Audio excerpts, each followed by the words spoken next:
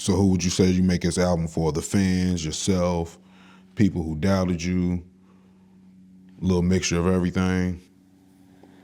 No, it's a mix, but I'd say like I made this music more for the fans than I did for myself. And that's not a bad thing. Like I just feel like people needed to hear more like truths and more like up-tempo shit to vibe to. Like if you ever follow my path, like I had a lot of conscious music, and the last project we did was Party in the Streets, which was a lot more like woman-oriented. So I had to make this one for the homies, man. I had to make this one for the hustlers and people who's out here getting to it, bro. It's females and all. Like I said, it's everybody who's anybody who's getting to it, bro, hustling. You know what I'm saying? I did this for the real hustlers.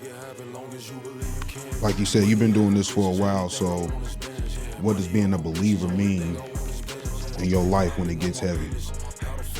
Nah, when you a believer, like you gotta have unwavering faith. Like you gotta have unquestionable faith, undoubtable faith. Like it gotta be the last thing I don't really worry no more, bro. Not to say that I don't go through shit or it don't be stuff that I can't handle, but at the end of the day, like my faith resides in a place that's resilient, bro. So believers, like, is having tenacity, bro. You can't let nobody steer you off path or tell you about yourself. Like, believers, like, coping with yourself and really understanding what you're dealing with, you know what I'm saying? So it ain't easy being a believer, but it's a better path when you live in it like that, to me.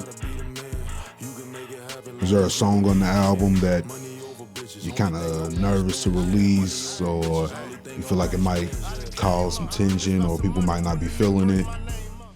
Yeah, I mean, it's a couple songs on the project I'm teetering the line, bro. Like, as I get older and I got nieces and nephews, bro, so I think about the kids more than anything on some of my expressions, bro, because, you know, we still gotta express ourselves. So on for show, I'm talking crazy on there, you know what I'm saying? We in the strip club, we fucking with the bitches and shit, so a nigga gotta cope with that sometimes, but that's one of the songs that I had to really like let go and just express, bro, have fun, be free with the music. I don't wanna ever be in a constrained type of place, like, or constrained to a certain type of place when I'm expressing myself in the music. So that was a way for me to just be like, fuck it, you know what I'm saying? I'm gonna give it to him. Like, that's definitely one of the songs, bro, that I contemplated about. So what truth are you standing on throughout the album?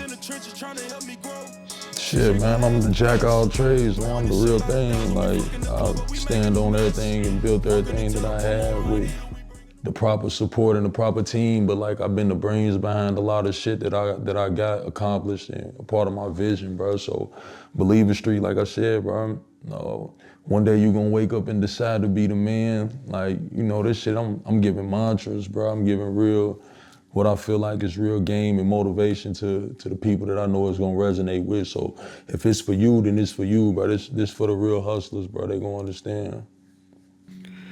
Did you have a track that was the hardest to create emotionally?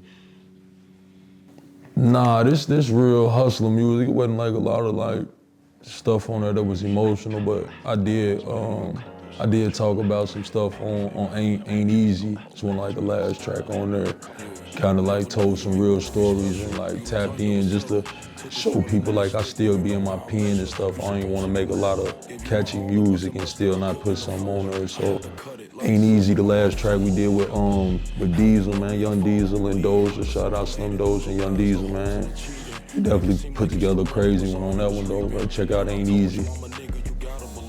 So which track came together the fastest and how? Why? Which track came together the fastest or the easiest? Man, we made this music so fast. Like, I think Who You With might have been like the fastest, cause we was just in the vibe over at the studio and shit. Me and Big Ty, bro, shout out to Ty, bro, came up with the flow for real, like the you know what I'm saying?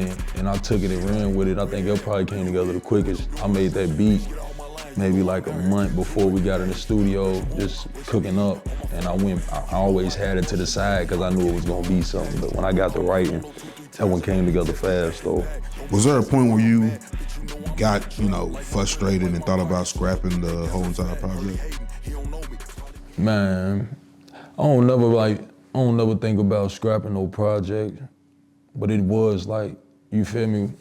They broke into my car on Halloween and took my hard drive on accident. Some niggas on the streets, I don't know, but I lost a lot of content, a lot of like files. So I had to re-record a few songs and shit for Believer Street. So I ain't think about scrapping it, but it did make me think about cutting it down at one point, because I ain't want to like re-record the songs and lose the quality or the feeling that I had when I originally did them. But I'm gonna let y'all see if y'all can see which songs I had to re-record, because I don't want to put it out there and y'all be looking for it, man.